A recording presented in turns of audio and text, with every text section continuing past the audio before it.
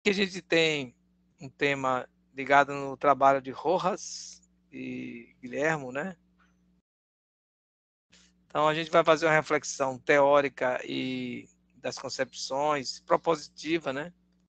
E das evidências das mudanças climáticas nos trópicos, com ênfase no nosso semiárido, né? Também analisar as contribuições da agricultura para a mudança do clima e também os impactos dessas mudanças na agricultura familiar. E aí eu peço que vocês possam entrar também, fazer algumas falas. Bom, a questão da mudança climática eu já falei bastante, temos a introdução em relação a isso, sendo que nossa preocupação está realmente ligada, no caso, ao nossa disciplina, aos fatores abióticos, né? Os fatores ligados à radiação solar, temperatura. Então, aqui a gente fala sobre o processo de mudança climática, né, que tem uma escala muito maior de tempo. As mudanças permitem uma adaptação maior. Tudo bem que quando aconteceu a extinção dos dinossauros, foi exatamente, já sabe, né, tem um meteoro, um grande meteoro caiu ali na região do Golfo do México, e realmente foi um processo de extinção enorme, porque houve uma mudança muito rápida. A curva de Killing eu estava falando aqui, ó, eu peguei esse dado num site. Quando você vai lá no site oficial, já tem aumento. Então, a curva aqui indica a concentração de CO2. E não tem conseguido frear, né? Nossas ações de gestão não tem conseguido frear essa elevação da quantidade de CO2 na atmosfera, na concentração.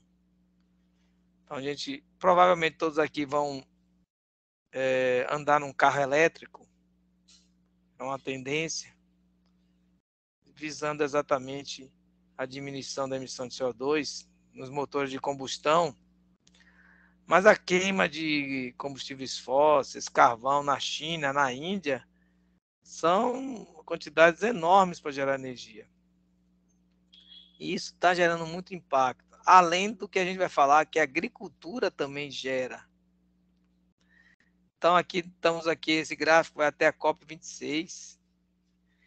Então, o Acordo de Paris, que é o acordo mais importante dessa curva inteira, tem um protocolo de Kyoto ficou para trás, né?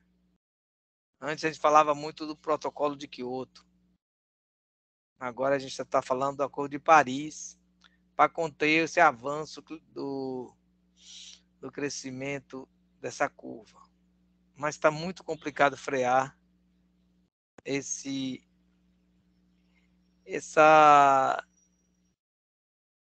expansão, né, do uso de gases de efeitos estufa.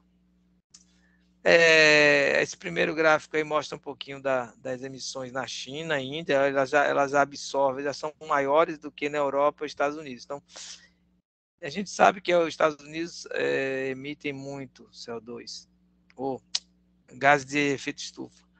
Mas agora com esse governo novo do Biden, há uma tendência aí de grandes investimentos em energias renováveis, na ordem de trilhões de dólares. Os Estados Unidos provavelmente vai ser o país da vanguarda no uso de energias renováveis. Aqui no Nordeste, a gente tem vendo a expansão aí da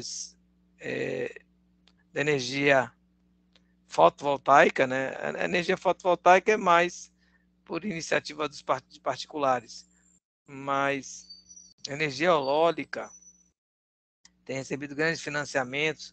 Hoje a gente tem uma grande produção na Bahia, Rio Grande do Norte.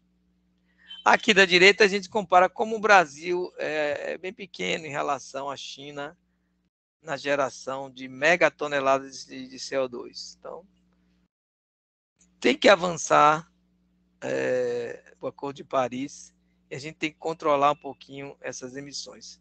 Estamos vivendo uma guerra na Europa agora, está se repensando muito o uso do gás, o gás o gás, no caso das fontes russas, né?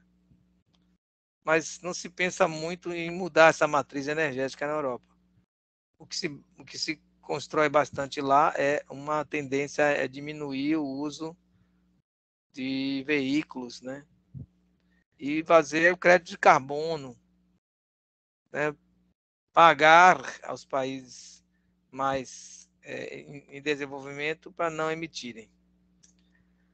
Bom, a agricultura ela gera efeitos na mudança do clima. Então a gente não pode entender também que só o clima vai gerar efeitos na agricultura.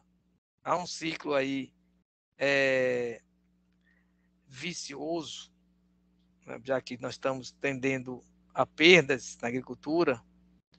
Então há uma pressão pela alimentação, né, a demanda global, e a agricultura tem que responder. Mas para responder a isso, acontece já gerar aí um aumento na produção, e isso gera aumento da emissão de gases de efeito estufa. Claro que o desafio, como fala nessa última parte aí, nesse segundo parágrafo, é aumentar o crescimento populacional, aumentar a produção com redução de emissões de GR. Então, a gente vai falar um pouco sobre isso aqui. Então, o Brasil está entre os 10 maiores, segundo maior em relação à produção agropecuária.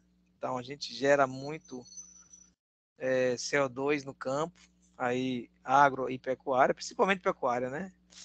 Nós temos um rebanho de mais de 200 milhões de cabeças. Então, imagine aí a quantidade de CO2 que esse rebanho emite. Então, esses efeitos da agricultura no clima, como eu falei, um ciclo vicioso, retornam para a própria agricultura.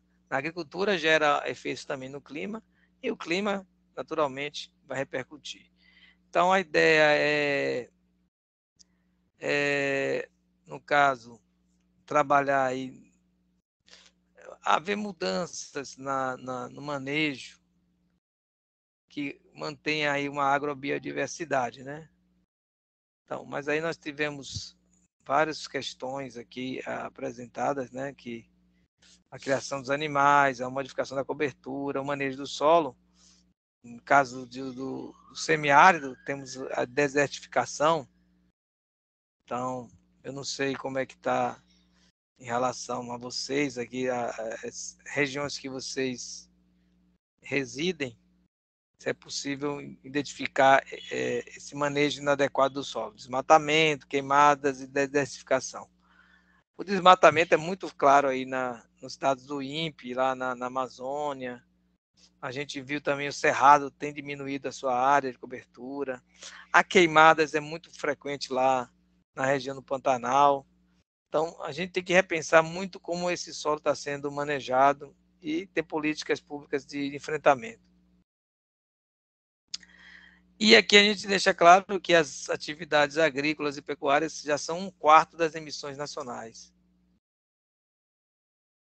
Então, nós temos na pecuária, queria destacar aqui as emissões de dióxido de carbono, na agropecuária, né? No dióxido nitroso e metano.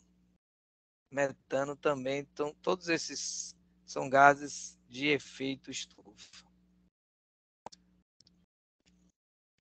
E aqui mostra a evolução da emissão de gases de efeito estufa, né, do CO2, na agropecuária no Brasil. Isso tem muito a ver com a própria. Esses são dados do Observatório do Clima 2015.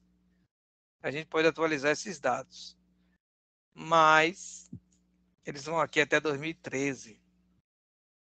Então, é natural, o rebanho tem aumentado, há uma expansão da área de pasto, para natural que haja mais emissão. Mas hoje a carne bovina é uma das commodities bem valorizadas, né?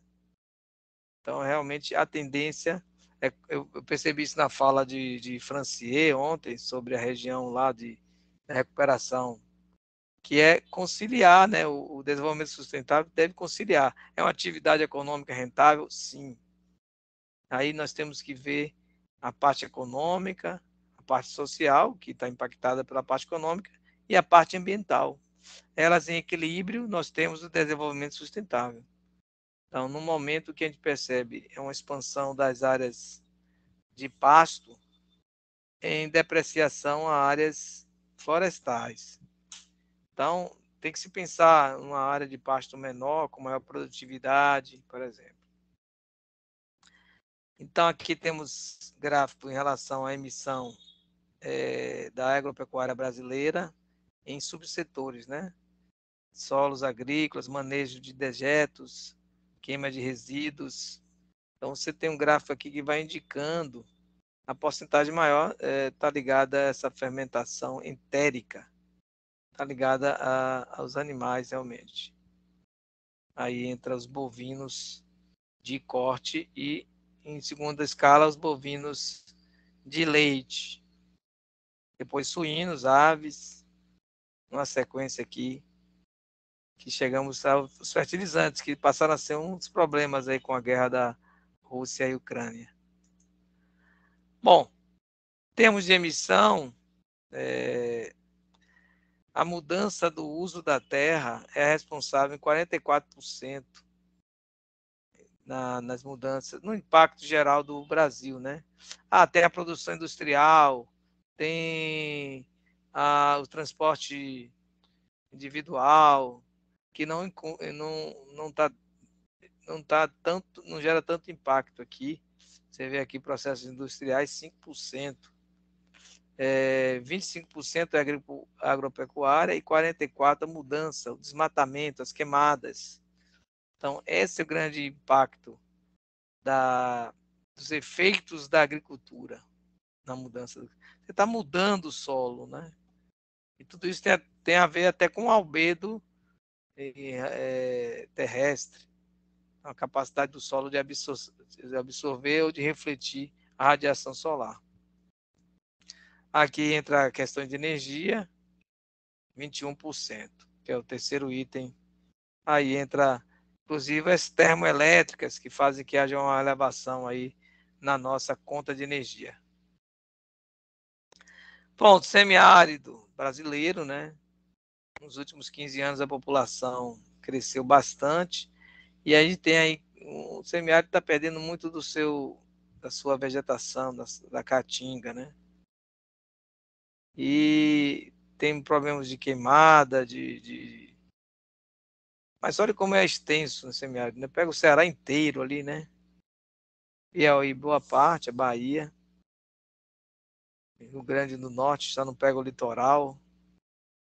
Falei o Ceará inteiro, mas tem umas regiões ali que não, né? Que tem a Mata Atlântica prevalecendo.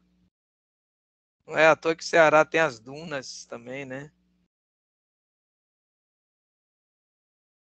Bom, então o semiárido está crescendo, a população dobrando praticamente. Então, isso mais pressão para a agricultura, né? Como falou o professor Marcos. A agricultura também cada dia mais pressionada para produzir alimentos. Então, das propostas para conter as mudanças climáticas é educar as mulheres, né? Então, com a educação das mulheres, menos filhos e um controle maior da população mundial, inclusive. Olha o milho e feijão, né? Aqui nessa região, né? A gente já está vendo. Eu não sei como é que está lá a gente chamava Irecê de terra do feijão, já não é mais. Então, isso já vai mostrando as dificuldades, as mudanças que o clima tem impactado, né? E aqui o carro-chefe da base alimentar, que é o milho mundial, o professor Marcos falou bastante sobre isso, né? Como o milho como a semente do milho floresce em vários lugares do mundo. Bom, alguns modelos, né? O que está impactando agora, né? A gente tem redução na disponibilidade de água. Então, pensando, né?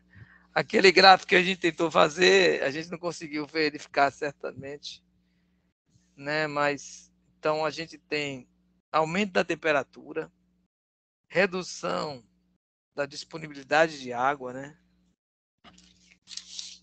E o professor colocou aumento da radiação UV. Então, isso aí, o professor Marcos falou ontem. Nesse trabalho, a gente não vê muito isso. Aumento da temperatura atmosférica mesmo. Eu não verifiquei em relação a essa janela espectral da luz. A gente sabe que a radiação UV ela tem impactos, inclusive, nos seres humanos, nos materiais. Então, eles também têm um grande impacto na atmosfera, ou nas plantas, na produção agrícola. Meu doutorado, eu fiz um trabalho, depois eu mostro o gráfico aqui para não delongar muito, em que eu peguei dados de um sensor muito sensível, que trabalha com um espectro de UV. Peguei uma série de dados de 10 anos. Então, a gente conseguiu fazer uma curva interessante sobre o impacto na variação no UV no solo em relação à camada de ozônio. Depois eu mostro essa curva para vocês. Então, uma diminuição na camada de ozônio ali no início da primavera, na região do litoral nordestino. A população mundial vai se estabilizar. E, a partir disso, haverá uma queda, uma estabilidade, depois uma queda na população mundial. E isso vai dar, vamos dizer assim, uma chance ao planeta não ser tão exigido, vamos dizer assim. Mas vamos seguindo aqui. Aí nós temos esse ciclo vicioso, que é do clima sendo alterado pela agricultura, mas principalmente o clima alterando a agricultura. Em termos de adaptação, mitigação, nós temos a ideia de uma convivência maior com o semiárido, né? sem a exploração inadequada do solo, dos recursos hídricos, porque esse trabalho é mais voltado para essa região do semiárido, né?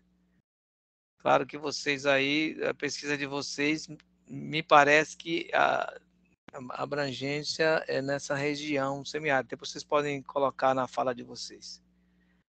Então, o que a gente pode pensar de mudança, de mitigação, né? Aumentar a agrobiodiversidade, né? E a integração desses agroecossistemas. Então, é importante que a gente tenha uma série na Netflix, depois eu mostro para vocês, que ela fala muito da vida selvagem. Então, a agrobiodiversidade animal. Então, a vida selvagem. Porque a vida selvagem ela está muito ligada à questão da biodiversidade. Então, aquela região que você vai extraindo toda a biodiversidade, realmente vai diminuindo a questão da vida selvagem. E isso tem impactos. Impactos na produção, na geração, no caso da disponibilidade de água, por aí vai.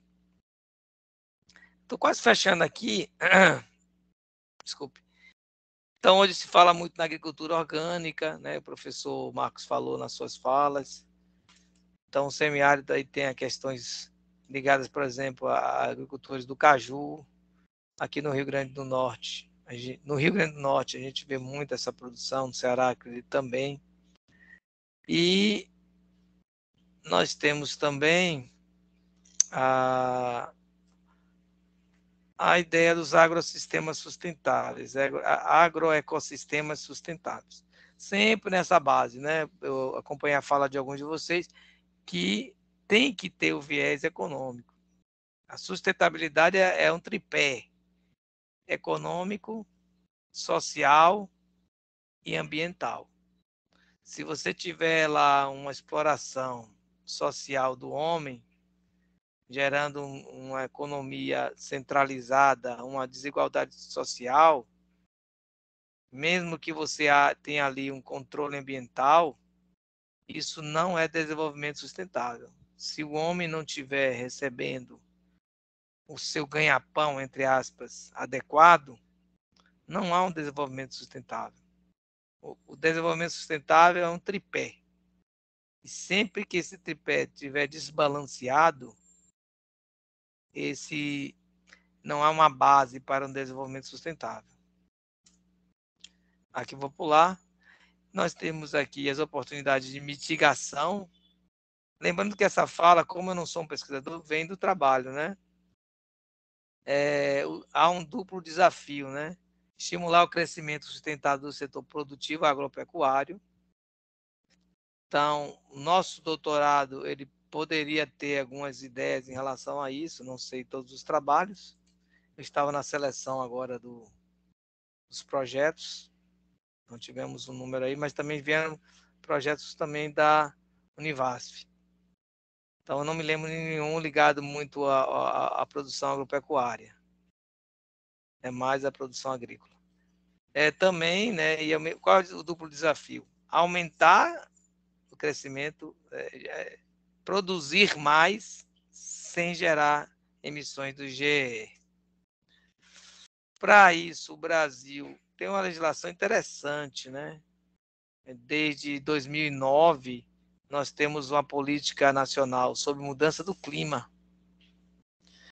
Isso aí a gente fez já para atender às convenções das Nações Unidas, que visam aquela redução das emissões. Então, essa política é bem legal. O Brasil, em termos de legislação, é um país riquíssimo. A gente tem que ter uma legislação que a gente pode dizer que avança, tirando esses decretos aí do Poder Executivo, que às vezes vem repentinamente, sem muito diálogo. Nós temos um Congresso ativo em relação à legislação. Nessa política, ele fala do plano ABC, que é um plano de agricultura de baixa emissão de carbono. Bom, eu não sei se vocês conhecem esse plano, né? Ele tem esses 7 programas aqui: recuperação de pastagens degradadas, a integração lavoura, pecuária, floresta, ou seja, a integração com sistemas agroflorestais, é o número 2, sistema de plantio direto, interessante, né?